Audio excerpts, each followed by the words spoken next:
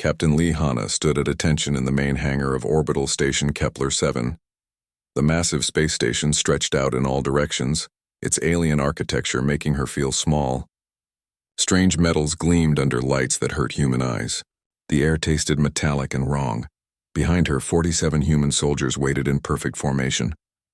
These were Earth's best warriors, hand-picked from every military force on the planet. They had trained for 2 years to reach this moment. Today, the Galactic Coalition would decide if humans deserved to fight alongside alien forces, or if they would remain cleaning crews and cargo handlers. Lieutenant Park Ji-ho checked his weapon one last time. The standard Coalition pulse rifle felt clumsy in his hands. He missed his old assault rifle from Earth. That weapon had personality. This alien thing felt cold and lifeless. "Remember," Hana whispered to her team, "we represent all of humanity today. Show them what Earth soldiers can do." Sergeant Kim Doyen nodded. He had fought in 3 wars back home. Those conflicts had taught him that respect came through action, not words. These aliens would learn the same lesson. The hangar doors opened with a sound like breaking glass. Commander Veltar of the Hegemony forces walked in, followed by 6 other aliens from different species. Veltar stood nearly 8 feet tall, his crystalline skin catching the harsh station lights. His 4 arms moved with mechanical precision. 2 smaller eyes sat above his main pair, all 4 glowing with pale blue light. "So these are the famous humans," Veltar said in perfect English. His voice sounded like grinding stone.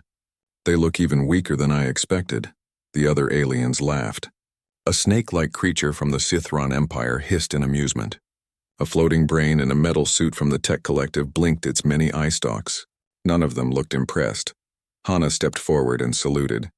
"Captain Lee Hana, commanding officer of the 1st Human Battalion, reporting for inspection, sir." Veltar walked around her like she was a piece of equipment. "Small, fragile, only 2 arms. How do you even hold weapons properly?" "We manage, sir," Hana replied. "I doubt that." Veltar moved to inspect the human soldiers. He stopped in front of Corporal Yoon Sora. "This one is even smaller. What use could it possibly have in combat?" "She has completed advanced sniper training and urban warfare courses," Hana said. "Sniper?" Veltar laughed. The sound made several humans wince. "With those tiny eyes? Hegemony children have better vision." He continued down the line, making comments about each soldier. Too weak, too slow, too stupid. The humans stood silent, but their anger grew with each insult. Private Kang Hyun-woo almost moved when Veltar called him barely evolved. Lieutenant Park Ji-ho caught his eye and shook his head slightly. "Not yet." Veltar reached Technical Specialist Cho Min-ho. The young man carried a tablet showing tactical data about human capabilities. "What is this primitive device?" Veltar asked. "Battle analysis and communication systems, sir," Min-ho replied. "Pathetic." Veltar knocked the tablet from Min-ho's hands. It clattered across the metal floor. "Real warriors use neural implants, not toys." Hana watched her specialist pick up his damaged equipment. The screen had cracked, but Min-ho's face showed no emotion. "Good. They were maintaining discipline." "I have seen enough," Veltar announced. He walked back to the front of the formation. "Humans are not suitable for combat operations. You will be assigned to supply runs and station maintenance. Perhaps some of you can learn to operate cleaning equipment without breaking it." The other alien observers made notes on their devices. Hana knew those notes would determine humanity's future in the galaxy. If they failed here, Earth would remain a backwater planet providing manual labor for advanced civilizations. "Sir," Hana said, "I request the opportunity to present our tactical capabilities and training records." Request denied. Veltar waved one of his 4 hands dismissively. "I have seen all I need to see. Weak creatures with primitive weapons have no place in real warfare." Hana pulled out a datapad containing detailed reports about human military history, battle records from thousands of conflicts, tactical innovations that had shaped warfare on Earth, evidence of human adaptability and courage under fire.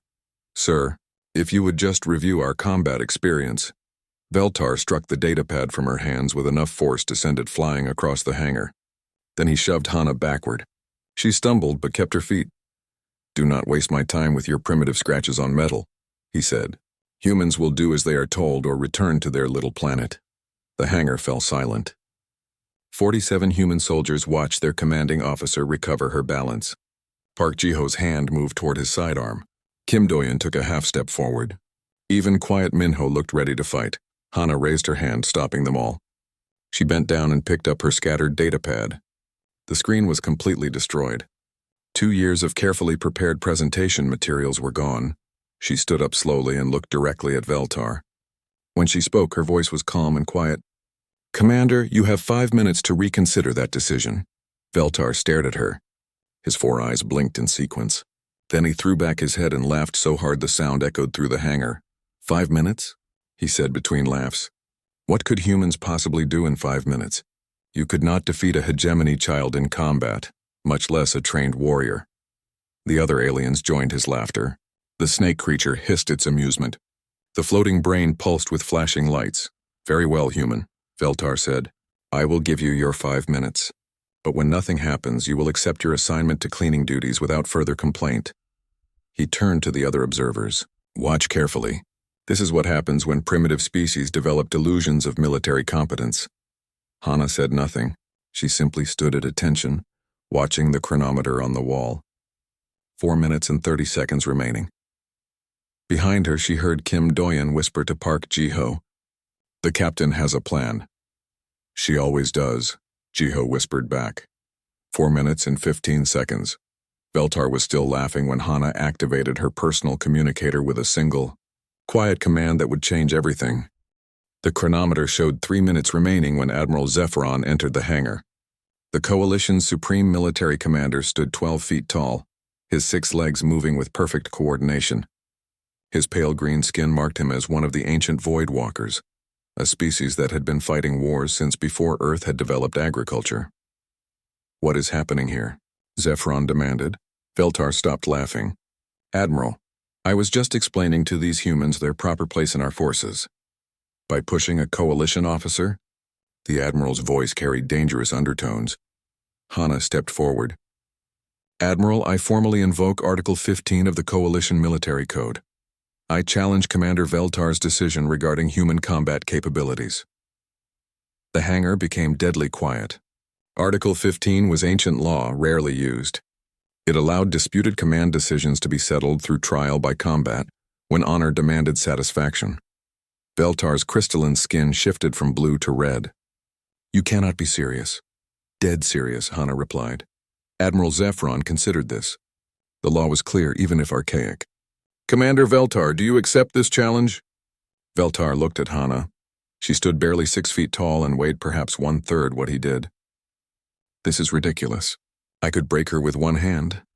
"That was not my question," the Admiral said. "Of course I accept," Veltar replied. "But let us make this more interesting.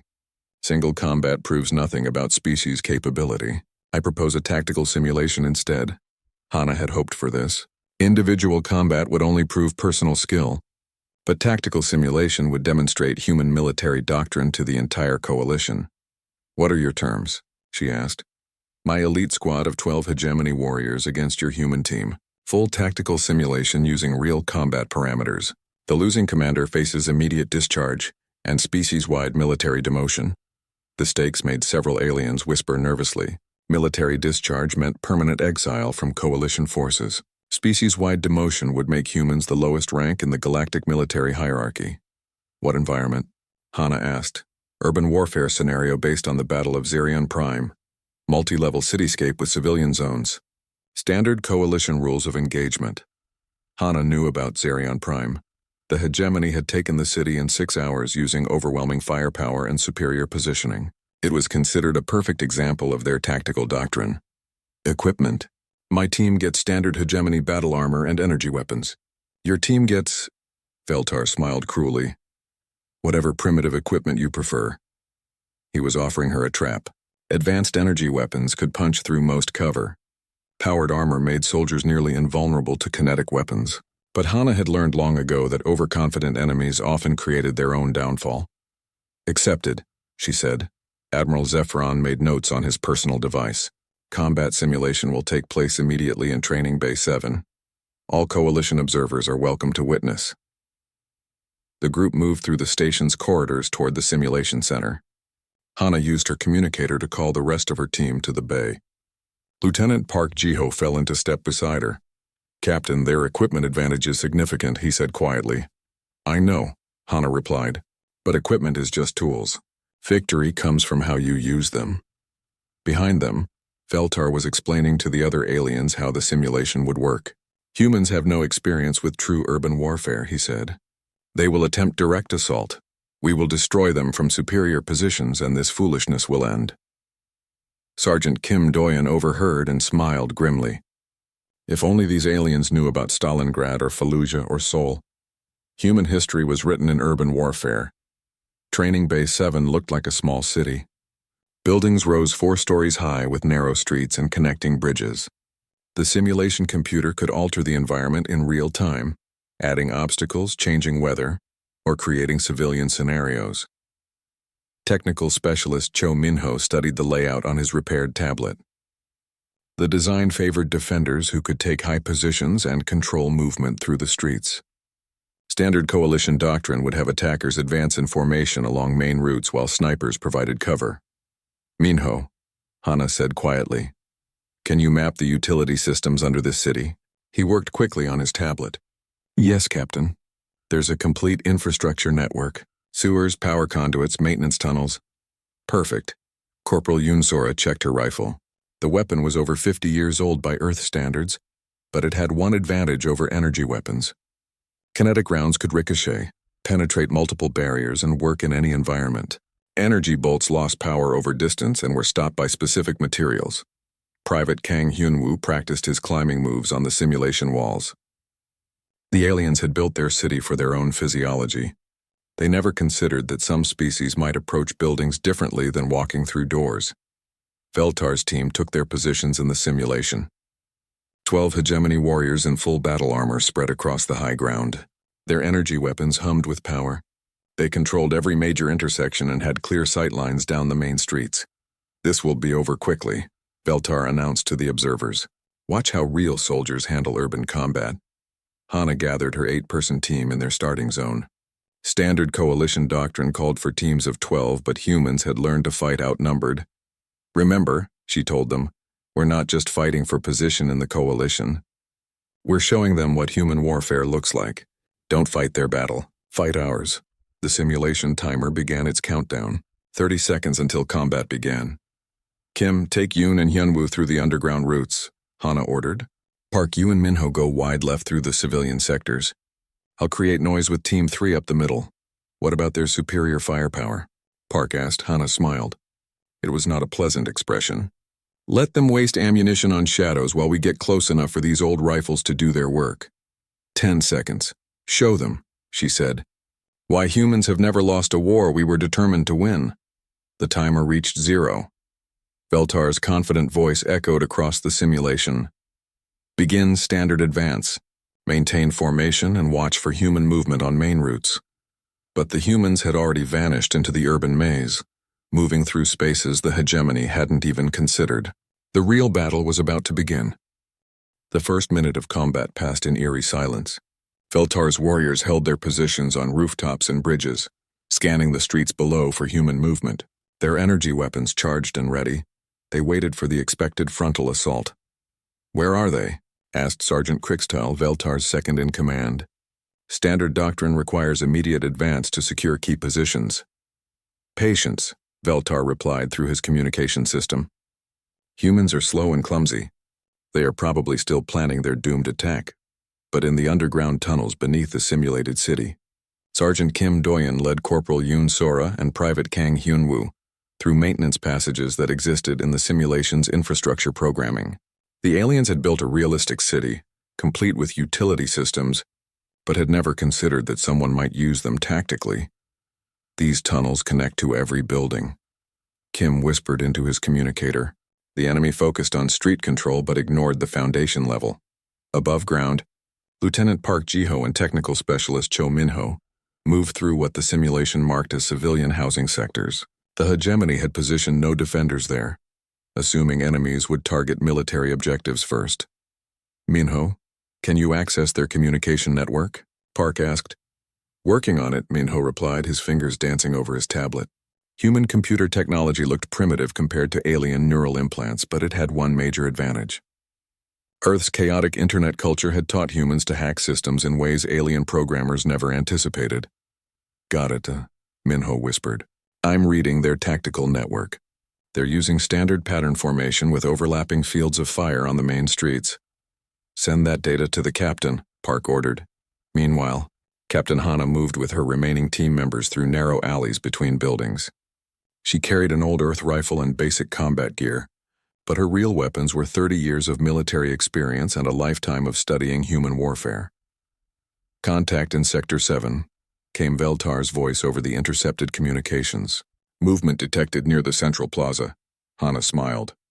That was exactly where she wanted them to look. She had positioned her team to create false movement signatures using reflected light and thrown debris. While hegemony sensors tracked these phantom contacts, the real human attack was developing from completely unexpected directions. Phase 2, Hana whispered into her communicator. In the underground system, Kim's team reached their target building. Kang Hyun-woo, the smallest member of the human team, climbed through maintenance shafts to reach the building's 3rd floor. The shaft was too narrow for hegemony physiology, but humans had evolved from tree-climbing ancestors.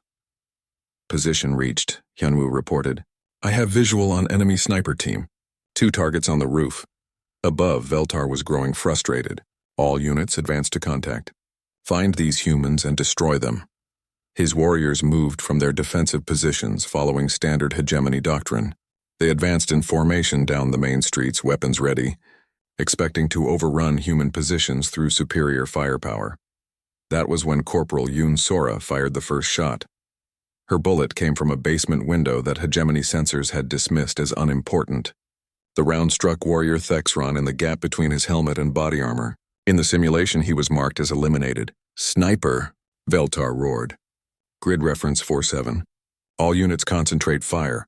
Energy bolts lit up the night, striking the building where Sora had been positioned. The structure caught fire and began to collapse.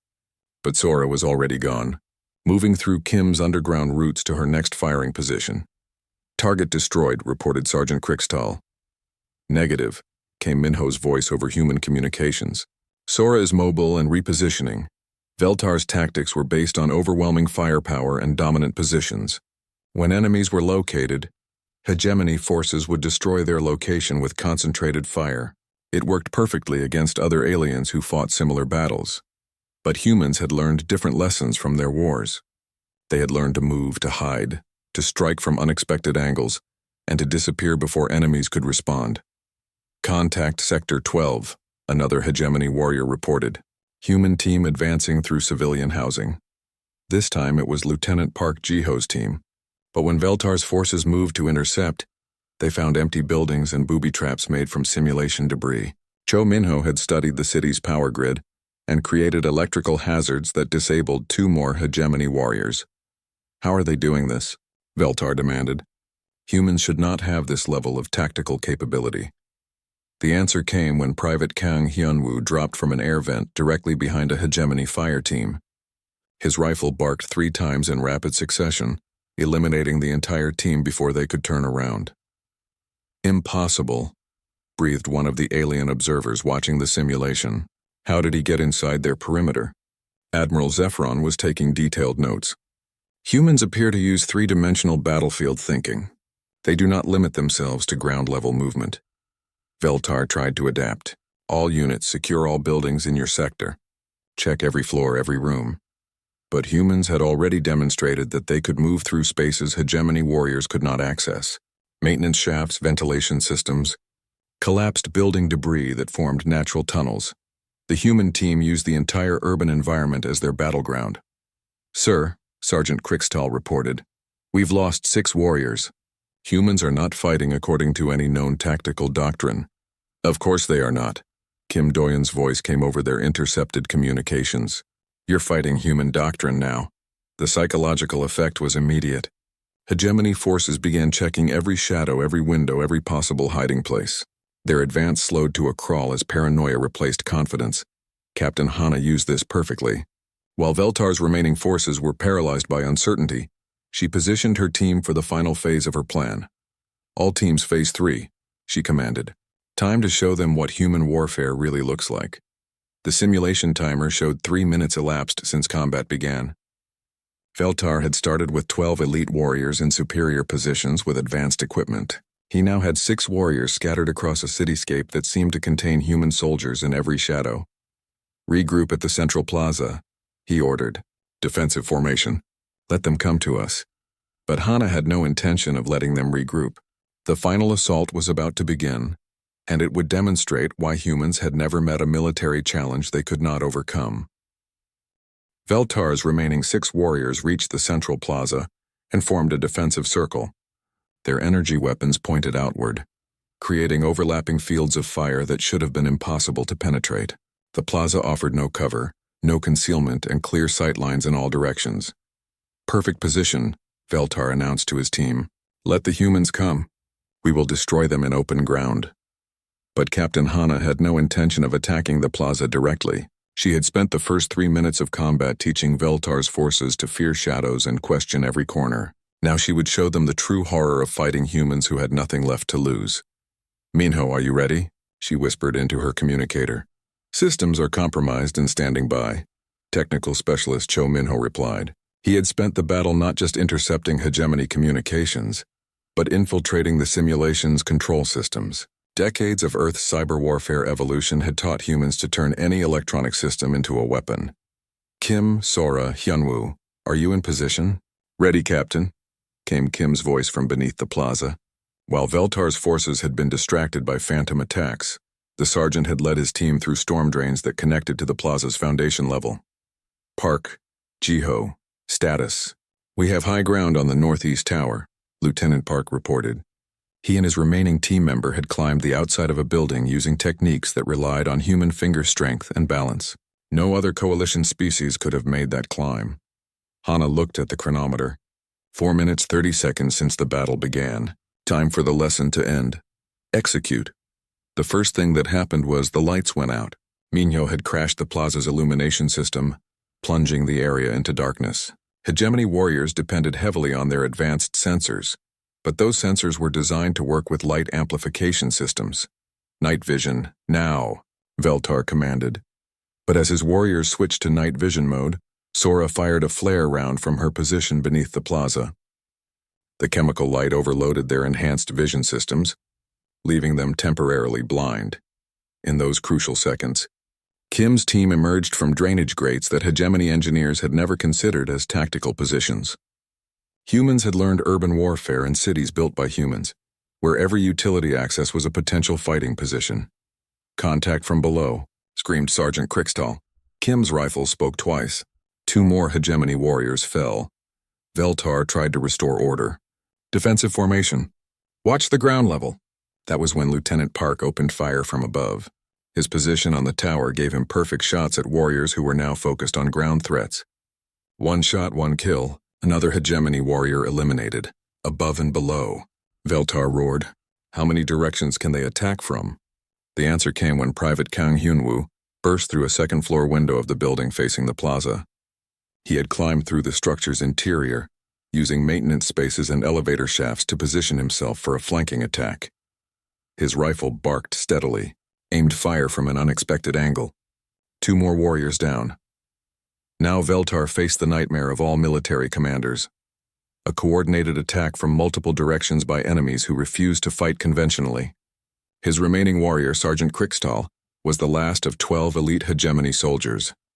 Sir, we need reinforcements, Krickstall pleaded. There are no reinforcements, Veltar replied grimly. This is the entire exercise. That was when Captain Hana stepped into the plaza. She walked calmly across the open ground, her old Earth rifle held casually in her hands. No attempt at concealment, no tactical movement, just a human officer approaching her enemy directly. Veltar raised his energy weapon. At this range, his shot could not miss. But something made him hesitate. Why? He asked. Why reveal yourself now? Hana smiled. Because the lesson is complete, Commander. Your entire team has been eliminated by 8 humans using primitive equipment and unconventional tactics. The only question remaining is whether you learned anything. Veltar looked around the plaza. His elite warriors lay motionless where they had fallen. Kim and his team emerged from their underground positions. Park climbed down from his tower. Minyo appeared from a building entrance, tablet in hand. Sora's sniper position became visible as she stood up from a concealed fighting hole. Impossible, Veltar whispered. Very possible, Hana replied. You made 3 critical mistakes, Commander. First, you assumed we would fight your kind of battle. Second, you underestimated what humans could do with inferior equipment. Third, you forgot the most important rule of warfare, which is, never give your enemy time to think. The simulation chronometer showed exactly 5 minutes since Hana's original warning. She had promised Veltar 5 minutes to reconsider his decision about human military capabilities. The time was up. How? Veltar asked. Your weapons are primitive. Your armor is basic. Your technology is centuries behind ours. Hana gestured to her team. Our weapons work in any environment and never run out of power. Our armor doesn't make us overconfident. Our technology doesn't make us dependent on systems that can be compromised. She paused, looking at the alien commander who had pushed her just minutes ago. But most importantly, Commander, we learned warfare from fighting each other. Humans have been killing humans for 10,000 years. We got very good at it. Every dirty trick, every desperate tactic, every innovation born from the need to survive when everything seemed hopeless. That's human military doctrine. The plaza fell silent except for the hum of station machinery. You have superior technology, Hana continued, but you fight like you expect your enemies to cooperate with your battle plans. Humans learned long ago that the enemy gets a vote in how battles develop. We plan for chaos, adapt to surprises, and turn disasters into victories. Veltar slowly lowered his weapon. The simulation is over. Yes, it is. The alien commander looked at his eliminated warriors, then at the 8 humans who had outfought his elite team using nothing but creativity, teamwork, and the hard-earned lessons of human military history. I was wrong about your species, he said quietly. Admiral Zephyron's voice echoed across the plaza through the simulation speakers. Commander Veltar, report to the command center immediately. Captain Hana, please bring your team. We have much to discuss. As they prepared to leave the simulation, Sergeant Kim asked, Captain, did you plan all of this from the beginning? Hana smiled. Kim, I've been planning this since the first day aliens told humans we weren't good enough for real military service. Sometimes the best battles are fought not with weapons, but with the willingness to prove your worth when someone gives you the chance. The simulation ended, but the real consequences were just beginning. The command center of Orbital Station Kepler-7 buzzed with activity. Representatives from 12 different species had gathered to witness what many were calling the most significant military demonstration in coalition history. Admiral Zephyron stood at the center of it all, his 6 legs supporting his massive frame as he reviewed the simulation data. Captain Hana entered with her team, still wearing their basic combat gear. They looked small compared to the alien dignitaries surrounding them, but nobody was laughing now. Word of the simulation results had spread throughout the station faster than hyperspace communications. Commander Veltar stood at attention near the Admiral's position. His crystalline skin had faded from its earlier confident blue to a dull gray that indicated deep thought among his species. The warrior who had dismissed humans as barely evolved primitives now watched them with something approaching awe. Captain Hana, Admiral Zephyron began, his ancient voice carrying the weight of centuries. Your demonstration has raised significant questions about our current military doctrine. Sir, Hana replied. In the 300 years since the coalition formed, no species has developed the tactical innovations your team displayed today. We must understand how this is possible. General Mordak of the Titan clan stepped forward.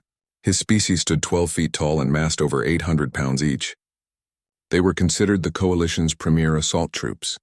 Humans use the environment itself as a weapon. This is not taught in any military academy. Because it cannot be taught, Lieutenant Park Jiho said quietly. It must be learned through necessity. All eyes turned to the human lieutenant. Speaking without permission in a high-level military briefing was either very brave or very stupid. Park continued anyway.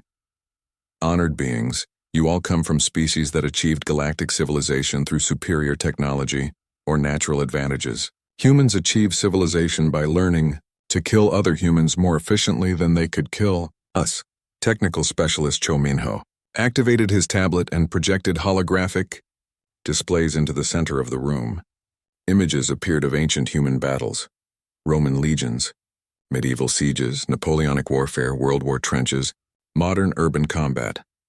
Every innovation in human warfare came from facing other humans who were just as intelligent, just as determined, and just as creative as we were, Minho explained. We could not rely on technological superiority or physical advantages. We had to think. The alien representative studied the images with growing fascination. Sergeant Kim stepped forward and pointed to a display showing the siege of Stalingrad. This battle lasted over 6 months, he said. Humans fought for every building, every floor, every room. We learned that urban warfare is not about controlling territory. It is about controlling the enemy's ability to think and plan. And this? Asked Admiral Kethran of the Aerial Corps, pointing to footage of guerrilla warfare. Asymmetric warfare, replied Corporal Yun Sora. When you cannot match your enemy's strength, you attack their weaknesses. You make them afraid to move, afraid to rest, afraid to trust their own senses. Commander Veltar listened to each explanation with growing amazement. You fight wars against yourselves? We used to, Hana said. For thousands of years, human tribes and nations fought each other with increasing sophistication. Every tactic we use today was developed by humans fighting other humans. We learned to expect the unexpected because our enemies were just as clever as we were. Admiral Zephron made notes on his personal device. And now? Now we fight together, Private Kang Hyunwoo said. All those thousands of years of military evolution, all those hard-learned lessons unified under one banner. That is what you saw in the simulation. The room fell silent as the implications sank in. Every other species in the coalition had achieved military success through some inherent advantage. The hegemony had superior technology. The Titan clans had massive physical strength. The Aerial Corps could fly. The Voidwalkers had centuries of experience, but humans had something none of them possessed. The accumulated military wisdom of a species that had nearly destroyed itself learning how to fight. There is more, Minho said, bringing up new displays. Human military doctrine emphasizes adaptability. We plan for failure and train to recover from disasters. Watch. He showed footage of military units reorganizing after losing their commanders, soldiers improvising weapons from battlefield debris, tactical retreats that became strategic victories. You expect your battle plans to work, Hana explained to the assembled aliens. Humans expect our battle plans to fail, so we prepare multiple backup plans, train every soldier to think independently and maintain unit cohesion even when everything goes wrong. General Mordak shook his massive head. This explains much. In today's simulation, when we thought you were defeated, you were actually repositioning for your real attack. Exactly, Sergeant Kim confirmed. The first phase was reconnaissance disguised as failed assaults. We learned your positions, your response patterns, and your communication protocols. Then we used that information against you. Commander Veltar stepped forward. Admiral, I formally request reassignment to study human tactical doctrine. High performance today was inadequate. Denied, Admiral Zephron replied. Veltar's skin flashed with surprise. Your performance was excellent, Commander. You followed established coalition doctrine perfectly. The problem is that our doctrine has never faced an enemy like humans. The Admiral turned to address the full assembly. Effective immediately, human forces are reassigned from auxiliary status to special operations. Captain Hana, you are promoted to battalion commander with authority to train coalition forces in human tactical methods. The alien representatives buzzed with conversation in dozens of languages. This was unprecedented. No newly inducted species had ever achieved such rapid advancement in coalition military hierarchy. Lieutenant Park, you will establish the Urban Warfare Training Center. Sergeant Kim will head our new Asymmetric Tactics Division. Specialist Minho will join Coalition Intelligence to develop our cyber warfare capabilities. Each assignment carried significant authority and resources. The humans who had been dismissed as primitive were now being placed in positions to reshape coalition military thinking. And Corporal Sora, the Admiral continued, you will train our sniper instructors. Private Kang, you will develop our new multi-environment combat school. Commander Veltar approached Hana as the briefing concluded. Captain, Battalion Commander, I owe you an apology. No apology needed, Commander. You fought well today. I fought according to my training. You fought to win. He paused, considering his words carefully. How long did you know this moment would come? Hana smiled. Commander, humans have been preparing for this conversation since the first day we looked up at the stars and wondered who else might be out there. We never doubted we would find other intelligent species. We just wanted to be ready when we met them. As the alien representatives filed out of the command center, discussing the implications of what they had witnessed, Admiral Zephyron approached the human team. "One question remains," he said to Hana. "What happens now? Humans have proven their military worth. What are your species' long-term goals in the coalition?" Hana looked at her team. Soldiers who had risked their careers and their species' future on one demonstration of human capability. Then she looked at the Admiral, representative of a galactic civilization that had existed for centuries before humans developed written language. "Admiral, for 10,000 years humans dreamed of reaching the stars and finding our place among the civilizations of the galaxy. Today we found that place. Now we want to help build something worth defending." The Admiral's ancient eyes showed something that might have been satisfaction. "Battalion Commander, I believe you will find the galaxy has been waiting for builders like humans for a very long time." As the meeting ended, and the human team prepared to begin their new roles, a final message arrived from the Coalition High Command. The demonstration at Kepler-7 had been observed by military commanders throughout the galaxy. Requests for human military advisors were already arriving from a dozen species. The age of human warfare in the cosmos had begun, and the galaxy would never be the same.